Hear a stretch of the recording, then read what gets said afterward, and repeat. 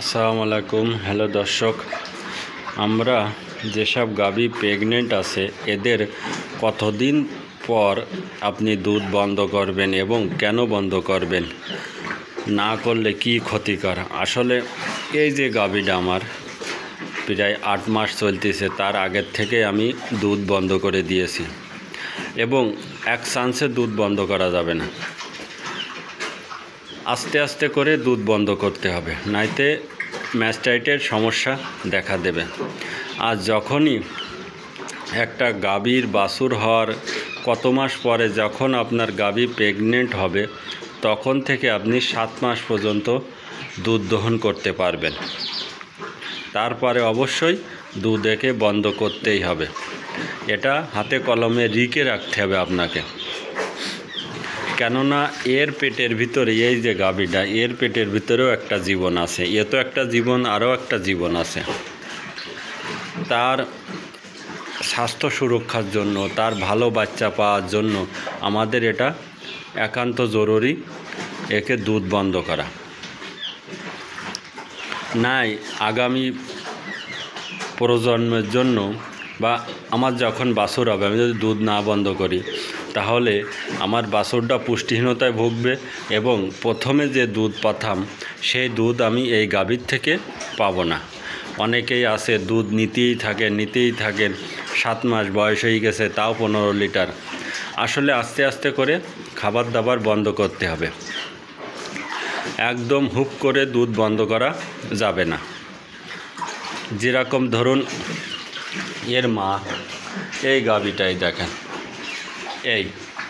এই গাভীটা আপনার 6 মাসে পড়েছে প্রেগনেন্টের বয়স। এখন থেকে আমার চেষ্টা থাকবে দুধ বন্ধ করা, খাবার দাবার কম করতে হবে, দানাদার খাবার একদম দেওয়াই যাবে না। তারপর দেখবেন যখন দানাদার খাবার একদম না দিয়েও শুধু কাঁচা ঘাস আর খড় দিয়েও অত পরিমাণ দুধ হচ্ছে, তারপরে পানি কম করে দিতে হবে, কাঁচা ঘাস কম করে দিতে হবে, শুকনো খড় শুধু দিয়া ধরতে হবে। এভাবে করে দুধ আমাকে বন্ধ করতে হবে। এটা 6 মাসে পড়েছে প্রেগনেন্ট।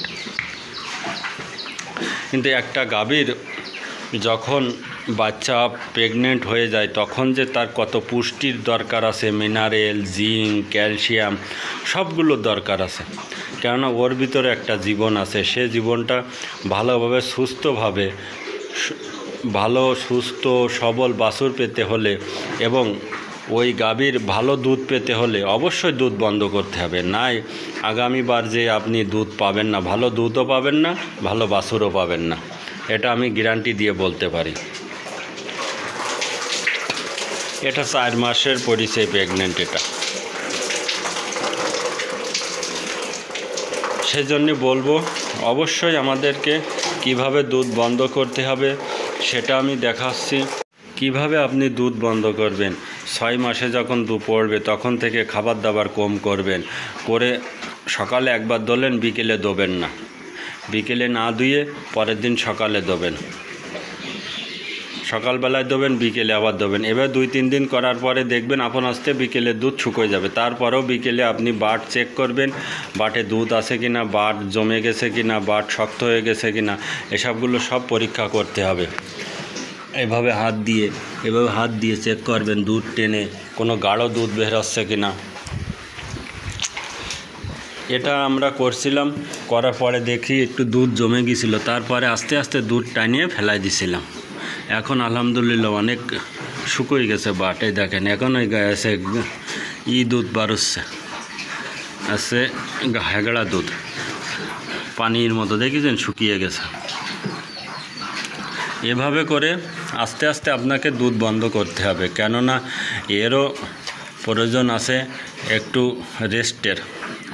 অবশ্যই রেস্ট দিতে হবে, না হলে আগামীতে আমি ভালো দুধ পাবো না এই গাভীর থেকে, এবং বাছুরও ভালো মানের আমি পাবো না। অবশ্যই এটা আপনারা খেয়াল রাখবেন। আর একটা বাছুর হওয়ার কমসে কম 60 দিনের মাথায় ওকে কনসেপ্ট করাতে হবে। কনসেপ্ট যদি আপনি না করাতে পারেন, নাই 60 দিন, নাই আপনার 70 দিন বা 80 দিন, এর ভিতরে গাভী কনসেপ্ট করাতে হবে, না হলে ডেয়ারি খামারে এটা লসের সম্মুখীন হবেন আপনি। এটা সব সময় মাথায় রাখবেন।